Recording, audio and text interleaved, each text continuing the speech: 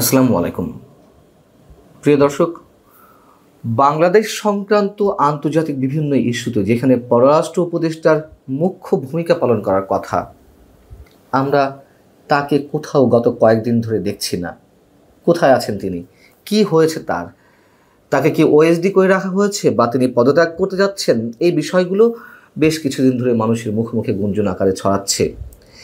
গত বুধবার পররাষ্ট্র মন্ত্রণালয় থেকে যে একটি গুরুত্বপূর্ণ বিষয়ে ব্রিফ করা হলো, ইরানে ইসরায়েলের হামলার বিষয়ে, সেখানে অবস্থানত বাংলাদেশিদের কি অবস্থা, এই প্রবাসীদের কিভাবে নিরাপদ স্থানে সরিয়ে নেওয়া যায় বা বাংলাদেশে ফেরত আনা যায়, সে বিষয়ে ব্রিফ করেছেন মন্ত্রণালয়ের ভারপ্রাপ্ত সচিব। আমরা পররাষ্ট্র উপদেষ্টাকে দেখিনি। গত কয়েকদিন আগে যে লন্ডন সফরে গেলেন আমাদের প্রধান উপদেষ্টা ডক্টর মোহাম্মদ ইউনূস, সেখানেও পররাষ্ট্র উপদেষ্টা ছিলেন না। সব জায়গাতে গুরুত্বপূর্ণ ভূমিকা পালন করছেন জাতীয় নিরাপত্তা উপদেষ্টা বহুল বিতর্কিত ডক্টর খলিলুর রহমান। সরকারের পর্যায় থেকেই বলা হয়েছিল যে লন্ডনের এই সফরটি দ্বিপাক্ষিক সফর। যদি সরকারি পর্যায়ের দ্বিপাক্ষিক সফর হয়েই থাকে, সেখানে পররাষ্ট্র মন্ত্রণালয়ের কোনো কর্তা ব্যক্তি ছিলেন না, পররাষ্ট্র উপদেষ্টা তো দূরের কথা, সেখানেও আমরা দেখলাম মুখ্য ভূমিকা পালন করছেন ডক্টর খলিলুর রহমান। ইভেন তারেক রহমানের সঙ্গে যে বৈঠক হলো, সংবাদ সম্মেলন হলো, সেখানেও ডক্টর খলিলুর রহমান। এর আগে যে কয়েকটি সফর হয়েছে প্রধান উপদেষ্টার হাতে গোনা দু একটি বাদে আর সব জায়গাতেই তাকে একেবারে নিষ্ক্রিয় করে রাখা হয়েছিল এবং এখনো পর্যন্ত সেটি চলছে। এবং এই কথাগুলো এ কারণেই বলছি যে গত 16ই জুন জাতীয় নিরাপত্তা উপদেষ্টা ডক্টর খলিলুর রহমান তড়িঘড়ি করে যুক্তরাষ্ট্রে ছুটে গেছেন। কেন তিনি যুক্তরাষ্ট্র ছুটে গেছেন? কার আমন্ত্রণে গেছেন, নাকি নিজ উদ্যোগে গিয়েছেন, আমরা সেসব বিষয়ে জানি না। তবে শোনা গিয়েছিল তিনি গিয়েছেন এবং সেটি প্রমাণ হয়েছে প্রধান উপদেষ্টার যেই সরকারি ফেসবুক পেজ, সেখানে ডক্টর খলিলুর রহমান মার্কিন উপপররাষ্ট্রমন্ত্রী মিস্টার ক্রিস্টোফারের সঙ্গে সাক্ষাৎ করছেন এমন একটি ছবি আপলোড করা হয়েছে। এবং তিনি খুবই শর্ট নোটিশে যুক্তরাষ্ট্রে উদ্দেশ্যে রওনা দেন। আমি এর আগে জানিয়েছিলাম যে তার চীন যাওয়ার কথা, সেই যাওয়াটি আপাতত স্থগিত করে তিনি যুক্তরাষ্ট্রে চলে গেছেন। এর মধ্যে দিয়ে হয়তো যাবেন, যেটুকু শোনা যাচ্ছে চীন সফরও করবেন। এবং মার্কিন উপপররাষ্ট্রমন্ত্রীর সঙ্গে কি বিষয়ে কথা হয়েছে, ডক্টর খলিলুর রহমান তার ফেসবুক পেজেও সম্ভবত উল্লেখ করেছেন, অথবা প্রধান উপদেষ্টার ফেসবুক পেজে এটি উল্লেখ করা হয়েছে যে রোহিঙ্গা সমস্যা, বাংলাদেশ ও যুক্তরাষ্ট্রের মধ্যে চলমান শুল্ক আলোচনা, দক্ষিণ এশিয়ার উন্নয়ন এবং বাংলাদেশের গণতান্ত্রিক উত্তরণ, এসব বিষয় নিয়ে আলোচনা হয়েছে। এর প্রত্যেকটিতেই তো বাংলাদেশের প্রতিনিধিত্ব করার কথা আমাদের পররাষ্ট্র উপদেষ্টার, এবং এসব বিষয়ে তিনিই কনসার্ন ব্যক্তি, কিন্তু সব জায়গাতে তাকে অ্যাভয়েড করা হচ্ছে। কি ঘটছে সরকারের মধ্যে? ডক্টর খলিলুর রহমান কেন এত বেশি নির্ভরশীল ব্যক্তি হয়ে পড়েছেন ডক্টর মোহাম্মদ ইউনূসের জন্য, এত বিতর্ক থাকার পরও? সেই প্রশ্ন অনেক মহল থেকে এর মধ্যে উঠছে। এবং মার্কিন উপপররাষ্ট্রমন্ত্রী কি মন্তব্য করেছেন, যেটি আমাদের সরকারের পক্ষ থেকে জানানো হচ্ছে যে গুরুত্বপূর্ণ সময়ে অধ্যাপক ডক্টর মোহাম্মদ ইউনূসের নেতৃত্বে যে সরকার পরিচালিত হচ্ছে তার খুব প্রশংসা করা হয়েছে এবং বাংলাদেশের প্রতি মার্কিন যুক্তরাষ্ট্রের অব্যাহত সমর্থন মিস্টার ক্রিস্টোফার পুনর্ব্যক্ত করেছেন। পুনর্ব্যক্ত তো করার কথাই। সাম্প্রতিক সময় যা শোনা যাচ্ছে, নির্বাচন ইস্যুতে একটি টু শব্দ পর্যন্ত গত 10-10.5 মাসে যুক্তরাষ্ট্রের পক্ষ থেকে আমরা উচ্চারণ করতে শুনিনি। এবং এই যে সো কল্ড সংস্কার, এখানে সার্বিক বিষয়ে তাদের সমর্থন কেন, কি কারণে, সেগুলো স্পষ্ট, সবার কাছেই, আমাদের কাছে স্পষ্ট।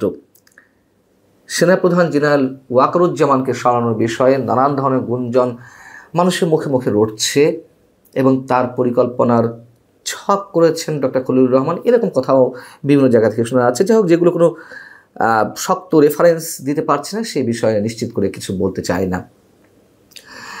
বিষয়টা হচ্ছে যে রোহিঙ্গা বিষয়ে তিনি কথা বলেছেন এবং রোহিঙ্গা প্রত্যাবর্তন বিষয়ে আমাদেরকে এর আগে অনেক ধরনের মুখরোচক গল্প শোনানো হয়েছিল এবং সব কিছুর মূল্যে নিশ্চিতভাবে ছিল মিয়ানমারের রাখাইনের উদ্দেশ্যে বাংলাদেশের মধ্য দিয়ে যে কথিত করিডোর দেওয়ার প্রসঙ্গটি, সে বিষয়ে যেন বাংলাদেশের মানুষরা তেমন কোনো আপত্তি না করে। আমাদেরকে কনভিন্স করার জন্য রূপ কথা গল্প শোনানো হয়েছিল।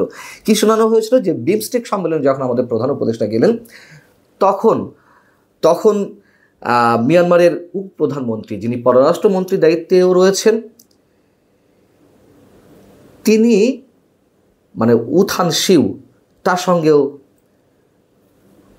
মিস্টার খলিলুর রহমান আলোচনা করেছিলেন এবং তাকে নাকি নিশ্চয়তা দেওয়া হয়েছিল যে 1,80,000 বাংলাদেশে আশ্রিত রোহিঙ্গাকে ফেরত নেওয়া হবে এবং পর্যায়ক্রমে আরও 70,000-এর লিস্ট তাদের কাছে রয়েছে এবং এর ধারাবাহিকতায় আরও 5.5 লাখ রোহিঙ্গাকে তারা ফিরিয়ে নেবে।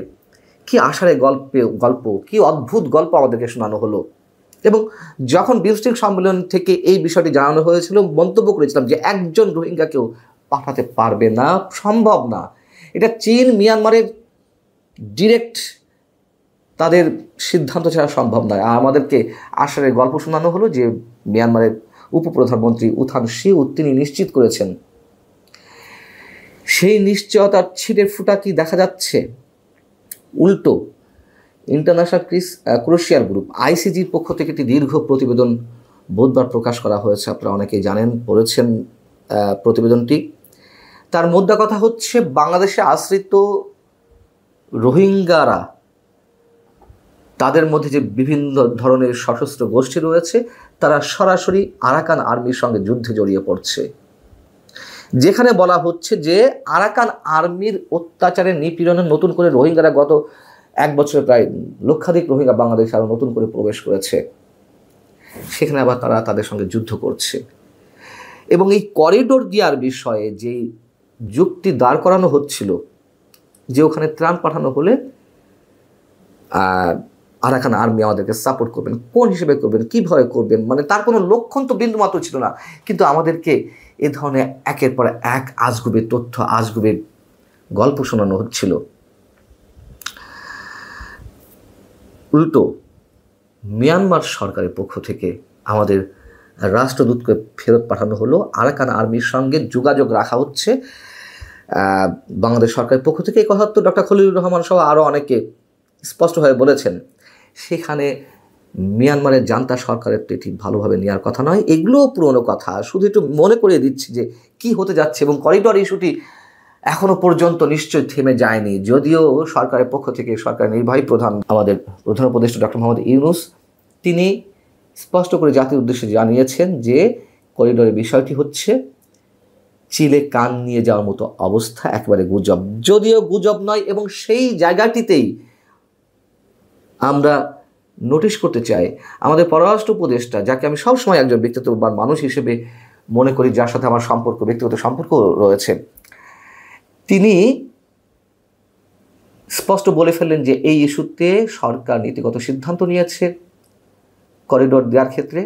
তারপর থেকেই আরও বেশি মাত্রায় তাকে আমরা ঘটনার আড়ালে অবস্থান করছি, যদিও তারও আগে থেকে বিভিন্ন ইস্যুতে তৌহিদ হোসেনের সঙ্গে সরকারের একটা দূরত্ব বাড়ছিল।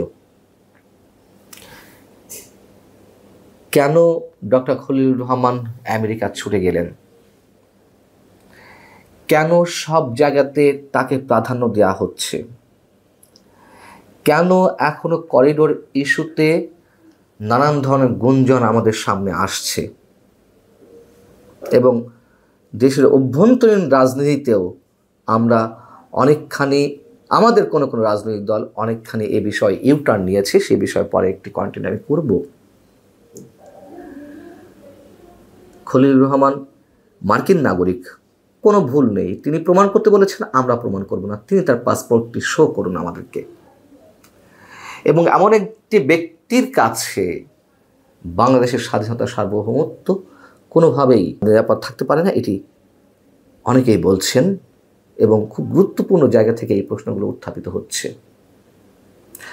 ভালো থাকুন সবাই। আল্লাহ হাফেজ।